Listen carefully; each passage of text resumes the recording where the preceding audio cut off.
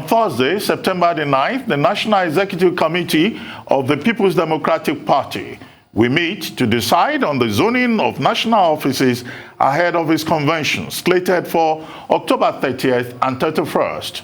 However, speculation is rife that at the next meeting, the party will most likely zone the post of national chairman to the south.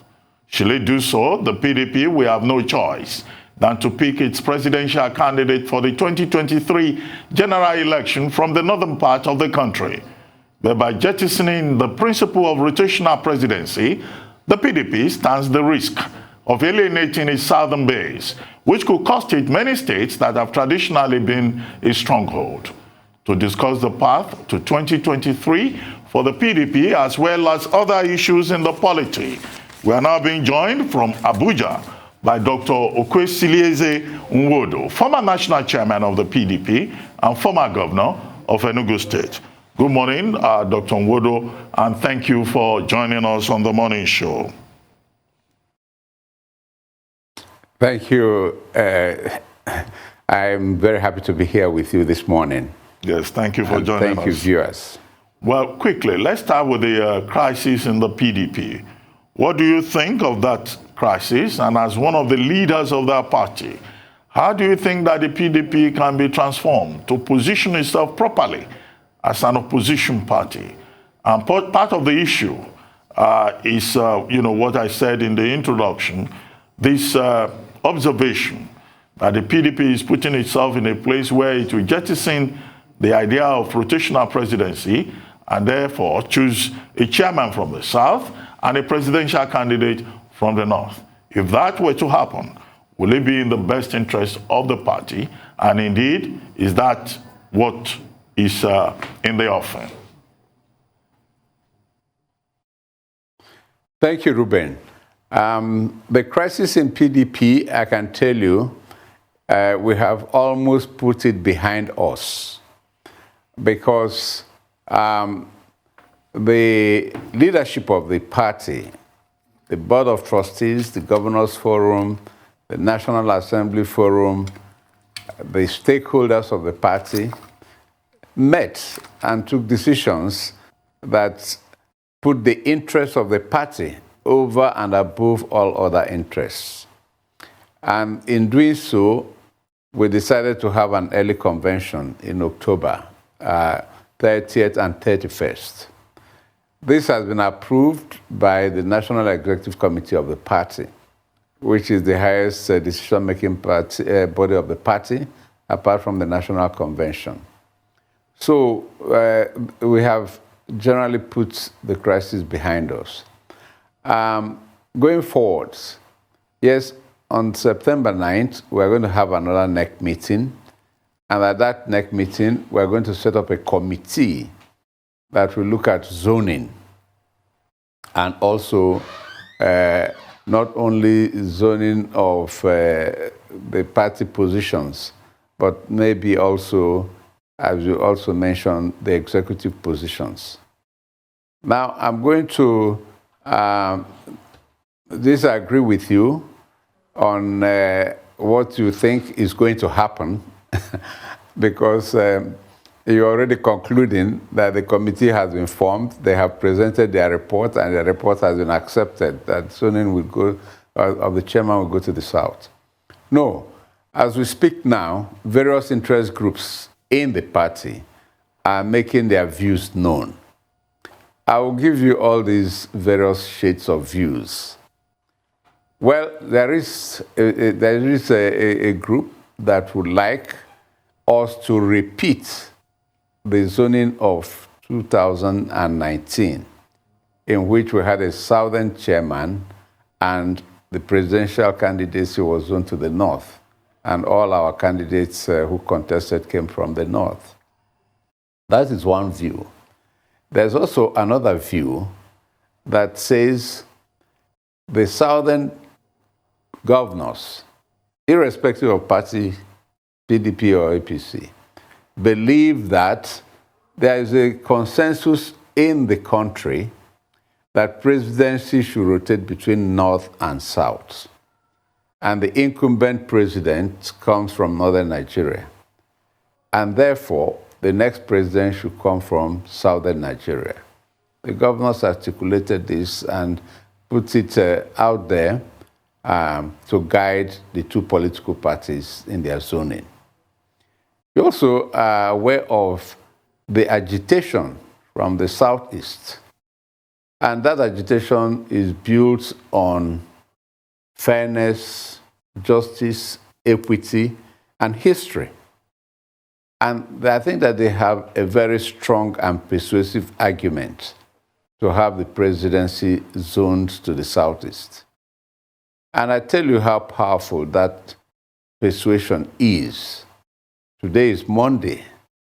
If you go to the southeast today, you will not see movement of any traffic or human traffic or vehicular traffic.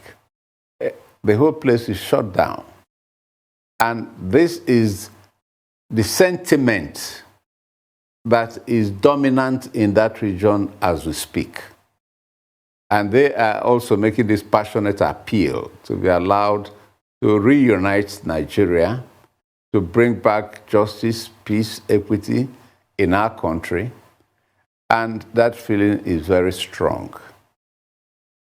So if any party decides to abandon the wishes of southern Nigeria, and indeed the sympathy of majority of the states in the Middle Belt, and refuse to zone the presidency to the south, they will be playing a very high stake in abandoning the votes of 4 major geopolitical zones of our country in the general election. So I think that if APC and PDP are listening to the wishes of the Nigerian people, they would generally like to zone their presidency to the south. This is also a major feeling in the PDP. And those who feel this way believe that the best thing that the zoning committee will do is for us to choose our chairman on the basis of who is best qualified to lead our party to victory in 2023. And wherever we find that person, we zone the chairman to that place because it's important for us to win. And 2, we have had a situation in PDP when the North felt the presidency should be zoned to them. But then we had a sitting president from the South, Goodluck Jonathan, who had a constitutional mandate to try to have a second tenure. And the constitution of Nigeria is superior to the party constitution. So he was allowed to run, but then nobody was excluded from running. We threw the ticket open and put aspiring candidates from the North and the South contested. He won at that time and was able to do a second tenure. So there is also that school of thought in the party that at worst, you threw the presidential ticket open, and let us also, as an opposition party, go for our best candidate who can challenge the incumbent government. Well, thank you, sir. That was such an interesting perspective. We're going to take a short break now, and we'll be back with more with Dr. Nwodo. Please stay with us.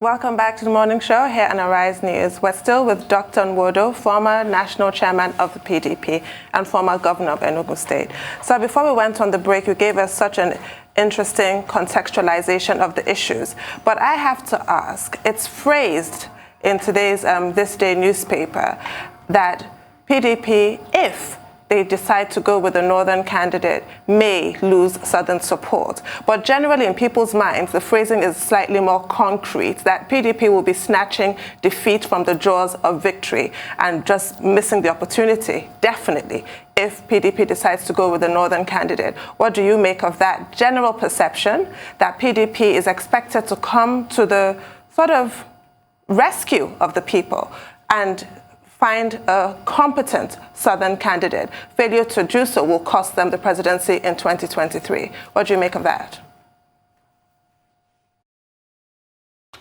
Well, let me say that there is no part of Nigeria where we can't find a competent candidate in the PDP. Most states in this country can produce qualified candidates that can run Nigeria. I believe that. I think that is true. Now, what's more important is the strategy that a party will use to win election. That's important. And thirdly, the sentiments that exist in the country and in the polity. Now, you have to consider all of that in making a final decision of where you will zone your presidential candidate. Like I have said, if any of the political parties zones its presidential candidate to the north, they stand to engage in a difficult campaign. Let me just put it very mildly. In 4 geopolitical zones of the country that are asking the parties to zone their presidential candidate to the south. They may decide to take that decision. And I won't be surprised if APC does, because they have a tradition of disobeying anything that is the law or anything that is the norm.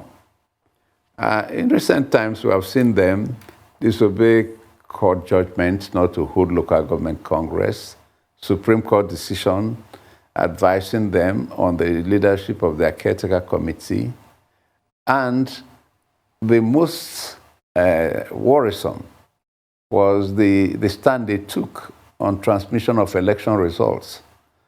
I think the stand of APC clearly shows a party that cannot face a disciplined, transparent, true and fair election process, and is positioning itself for what it is used to doing, which is rigging the election.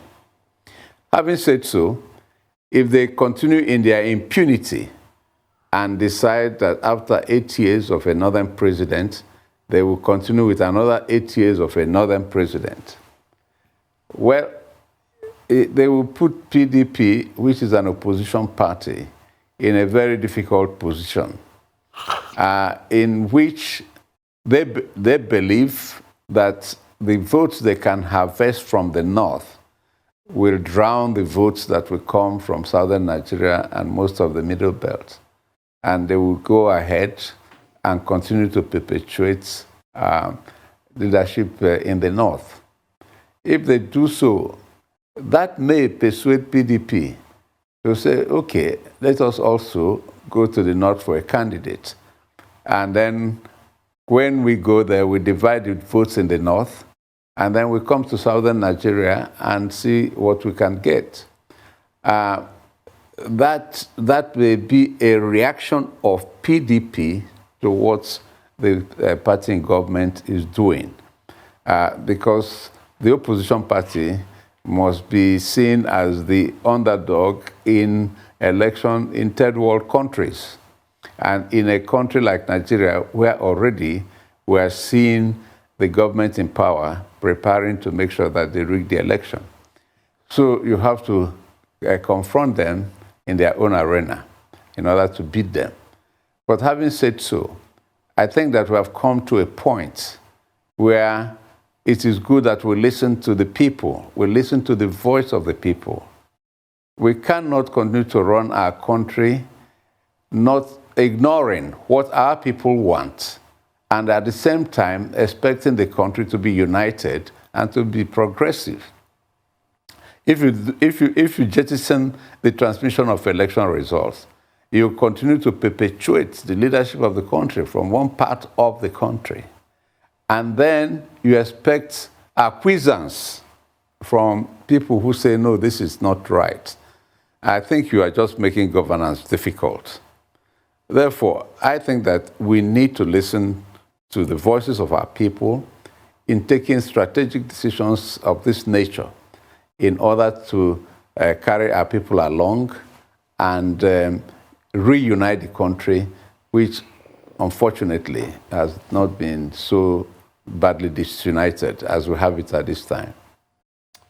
So, sir, do you honestly think that the PDP can still win an election with its brokenness, as it were, going on now?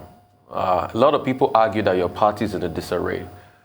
I think somebody was saying this morning that I think PDP didn't get the memo of what it means to be in an opposition party. They are in shambles, omni-shambles, I should say. When you look at the defections, Joy Modi left the party, Stella Odua left the party. I don't even know what's going on as regards to chairmanship. There's a secondus and other factions going on, fight back and forth, court injunctions here and there. And the party is not united, doesn't even have a thrust of where it wants to be in 2023. And now hearing a report like this, and you say, a lot of people are saying the PDP is a foregone conclusion. What's your reaction to that? I think that conclusion is not right. Let me say that PDP, more than any other party in recent times in Nigeria, has a capacity to solve its problems and has almost completely solved the problem of leadership which arose recently, unfortunately. Two, PDP is extremely, watch my words, extremely conscious of the fact that we have the worst government Nigeria has ever had since independence. And this is on empirical data of anything that you use to judge any country in the world. If you swear to an oath of office to lead a country, the first thing is preservation of life and property. This government has failed woefully. It's not that Dr. Nwodo is saying it. It is there in the public domain. You talk about unemployment. We have the highest level in the whole world. You talk about poverty. We are the worst in the whole world. You talk about our economy. It has never been so bad. So for PDP, we are conscious of these facts. And it is extremely, extremely important that we give the Nigerian people an alternative. We can't leave them with one alternative of what is available today to continue in the next 4 years. No. I think that would be terrible. So we are very conscious of this, and we will do everything humanly possible. All compromises must be met for us to reunite the party, for us to restore the confidence of the Nigerian people in the party, for Nigerians to know that if we come back to power, it will be exactly as we did in the first 16 years of the Fourth Republic, and not what we have today. And we will improve on that based on the pain that people of Nigeria are going through today. We just have to work around the clock to turn things around for the people of this country. Those who live above the poverty line, and that percentage is extremely minimal in Nigeria today, may not understand what you and I are saying. But millions of Nigerians are in severe pain. Pain in all ramifications of their lives, whether it is education of their children who are being kidnapped at school, and schools are being shut down across the country, to the health of their children. You see our health institutions, if it's not for COVID, thanks to COVID, that some states started to do something to beef up their health institutions. Look, you see the exodus of medical practitioners, doctors and nurses from Nigeria I mean, what exactly is a common man enjoying in Nigeria today under PDP government that he will wake up in the morning in 2023 in all conscience and go and vote for APC to continue? I would like to be told. So for PDP not to live up to its bidding to provide this alternative, then we have even committed a worse crime than APC. And we will not. Definitely we will not. Well, we love this country, and we will give them an alternative that they can live with. Well, the question you asked, I think the answer has already been provided by Femi Adesina in the papers today. There's a story in This Day newspaper today attributed to Femi Adesina saying the Buhari presidency has broken many ginsegs, and he lists a number of achievements by this administration, including policy reforms with regard to National Social Investment Program, completion of railway projects, completion of dam projects, the profitability of the NNPC for the first time in 44 years, the signing into law of the Petroleum Industry Bill, a long list of achievements catalogued by Femi Adesina, spokesperson to the president. But I guess as an opposition leader, we do not expect you to praise President Buhari, since you said that Nigeria needs an alternative. But on the issue of 2023 presidency, I thought I heard you saying, well, if the APC chooses a candidate from the north, then maybe it will make sense for the PDP to also choose a presidential candidate from the north. But what do you think of Southeast presidency, which is a major issue we have tried to discuss on this program? Do you think that the time has come for Southeastern presidency of Nigeria, particularly in the light of calls for succession or a return to Biafra by persons, certain persons from the southeastern part of the country? Well, I think a Southeast presidential candidate or a president of Nigeria of Southeast extraction will bring to the table the following. Number one is unity of this country. The Southeasterners, more than any other people in Nigeria, live in every part of Nigeria and call it home and develop it as they would have developed their own home. Therefore, they are the cement that hold this country together. They have sacrificed blood, property, and everything for the unity of this country.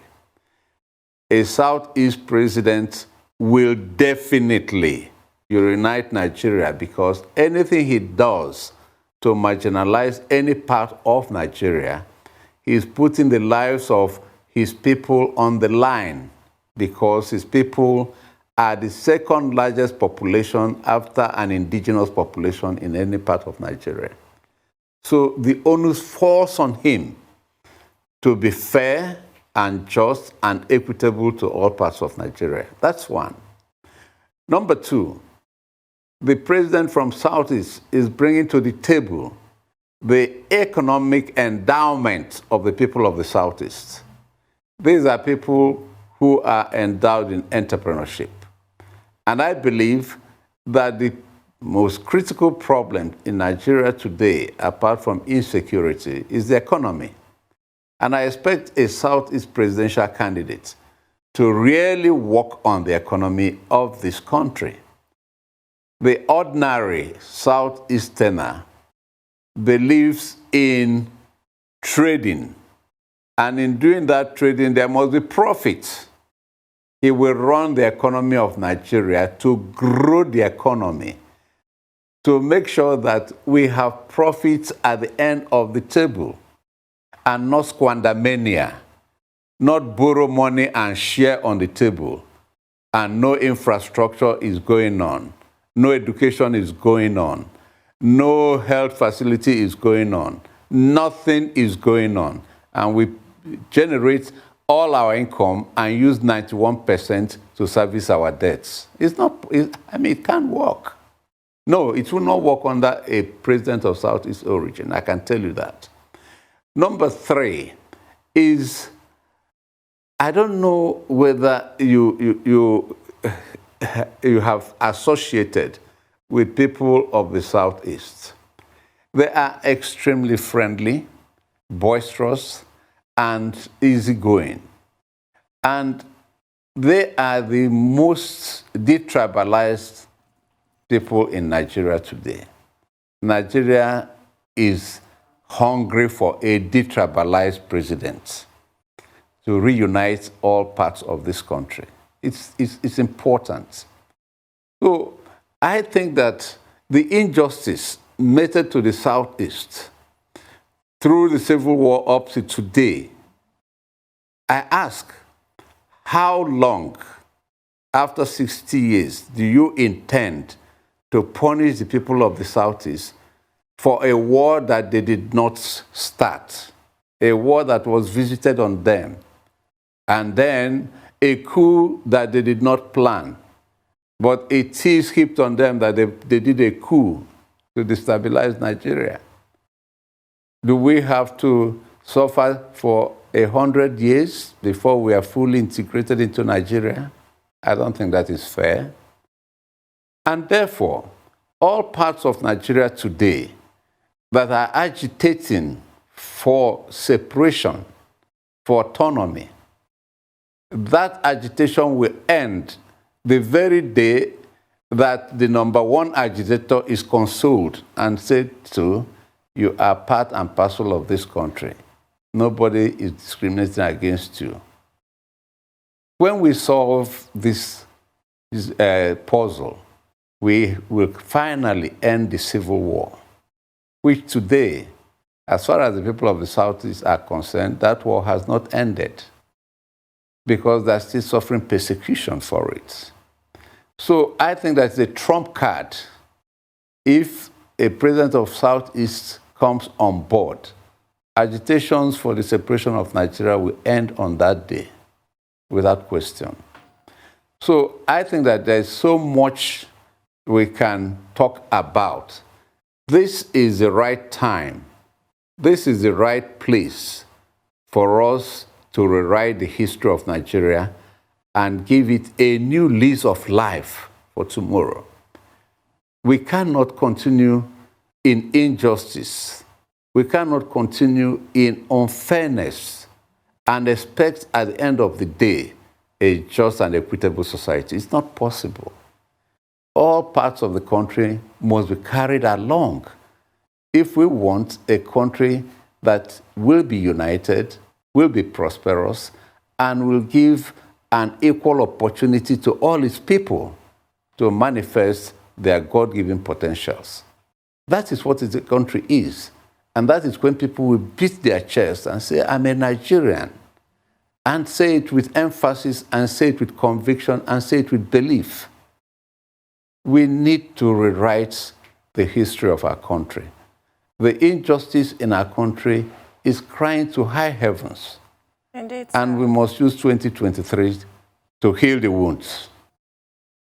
Indeed, sir. No arguments here. It's actually an existential issue if Nigeria is to remain one.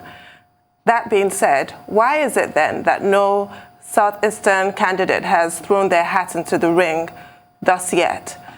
Is it any kind of uncertainty? Are they hedging their bets? Because there's a long list of Northerners who are vying for the presidential ticket from the PDP, but from the Southeast, nobody in the PDP.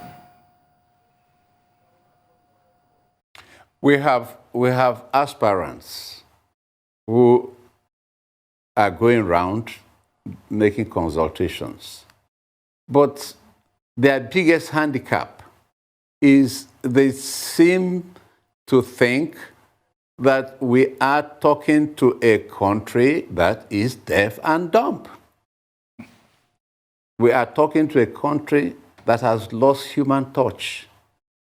We are talking to a country that has condemned us to second-class citizenship.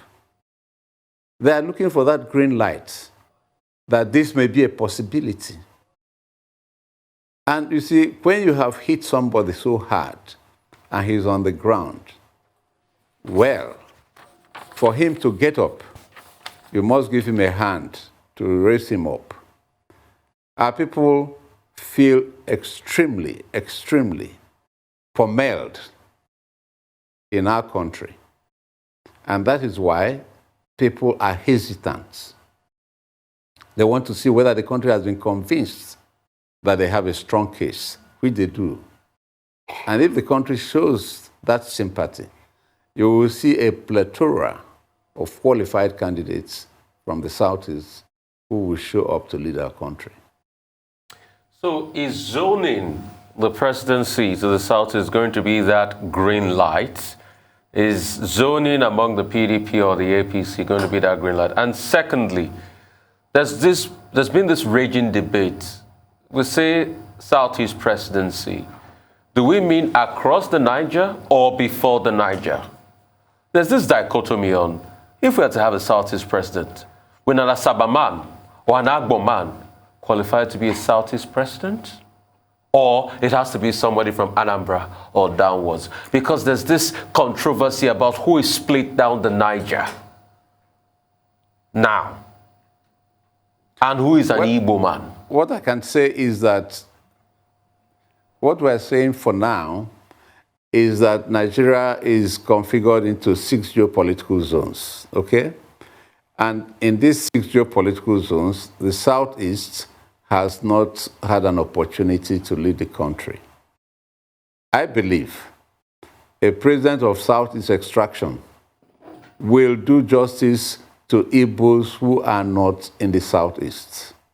It is also strategically advantageous to us, especially the Igbos who are not in the Southeast, that should the presidency rotate to their own zone, we will give them support if they have a strong candidate of Igbo extraction in that zone also to lead the country.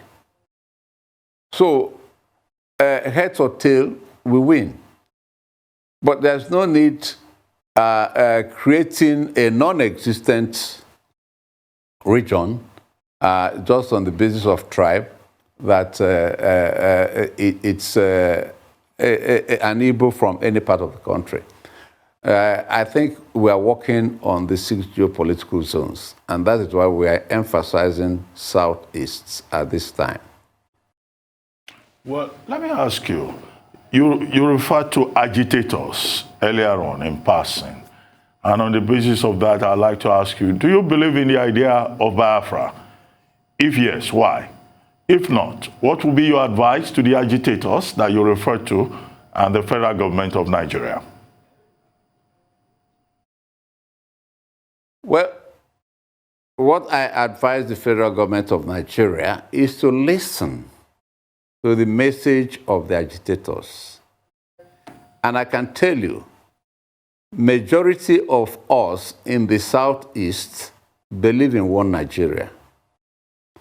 But if you listen to the message of the agitators of Biafra, it is extremely difficult to go to the Southeast and convince them about one Nigeria that has manifestly been unfair to them.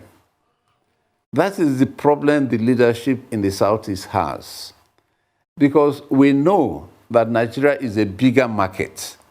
Nigeria is what the Igbos need for their entrepreneurship.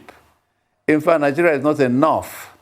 They are all over South Africa. All over West Africa. They're all over Africa. And they're in the diaspora outside Africa. So we need a larger space for us to manifest our God-given potentials.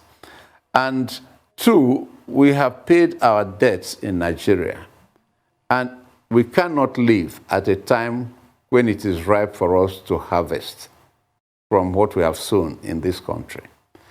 So I think that it is better for us in the Southeast to be part and parcel of a just, fair, and equitable Nigeria. It is economically good for us.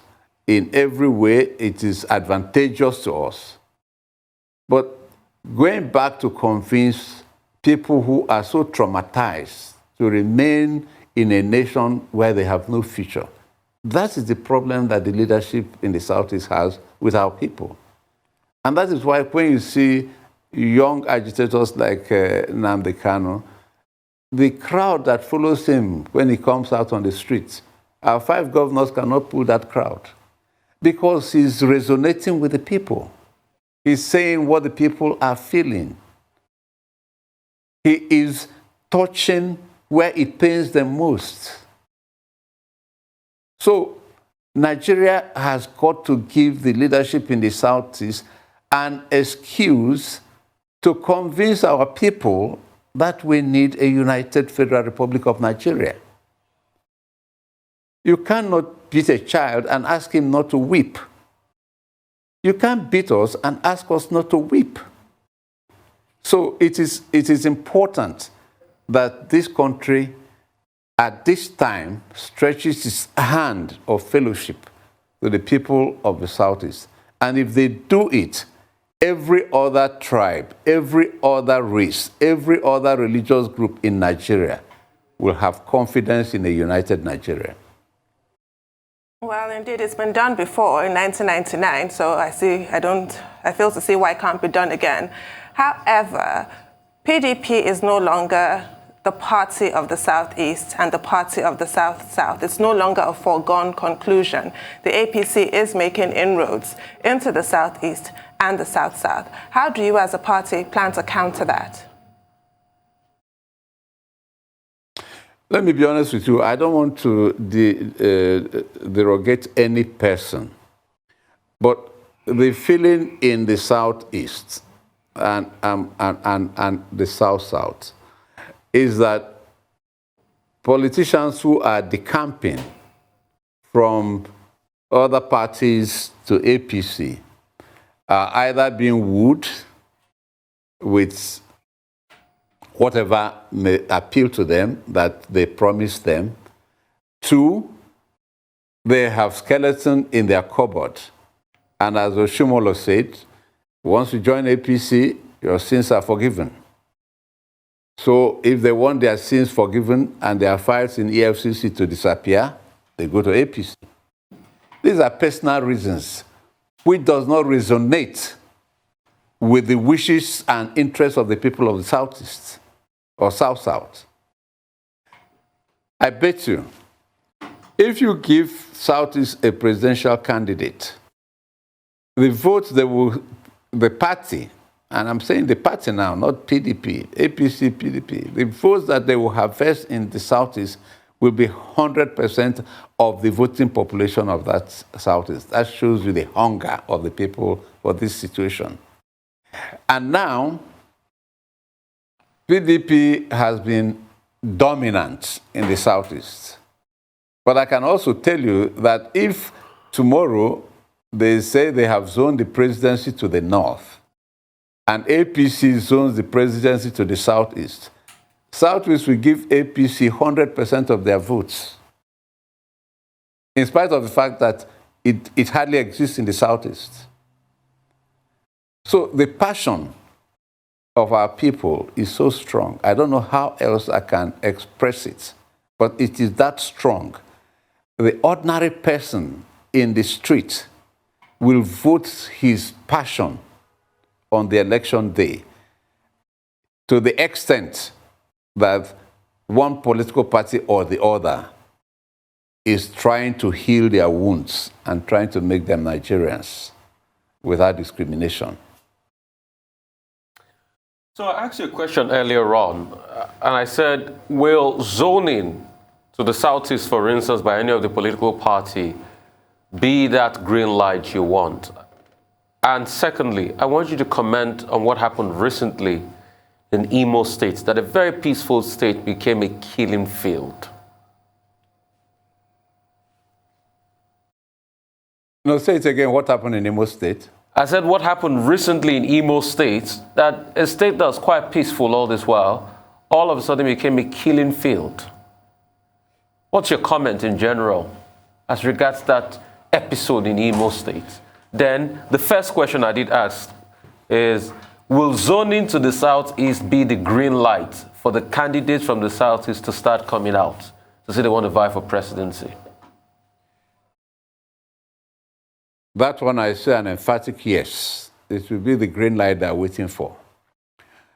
On the second question, we have asked repeatedly what happened in Imo State. The security agencies and the federal government have not convinced us, as was said by the Inspector General of Police at the time that this crisis broke out, that it was being perpetrated by indigenous people of Biafra. We find it strange to agree with that conclusion. Number one, if, as the governor accused his political opponents that they were responsible, which political opponent has come to claim this credit for doing a thing like this? If you do something that is going to be of political advantage to you, you should own it up. Nobody's owning it up. Two, we are used to the scenario where a certain people from a certain part of the country, when they commit atrocities, kill people, maim people, rape people, kidnap people, nobody says anything. Nobody is arrested. Nobody is prosecuted. Nobody is punished. That is the scenario that we saw in Imo State. How can people invade a police station with all the armory and police officers and nobody reacts? The police don't react. The vehicles are burnt, the buildings are burnt, nobody does anything. And then you want to tell me that IPOB people that incur the wrath of the federal agencies in Operation Python dance are the ones doing this thing, and the Python refused to dance. So we think that we haven't been told the truth about all of this. Is it a setup to find a reason to visit mayhem in the southeast? Or if IPOB was doing all this, IPOB also should feel they are so powerful now, they can do anything, even in a police station, that they will beat their chest and come out and say they are responsible, but they say they are not. So we don't know exactly what's going on, but we would like to know.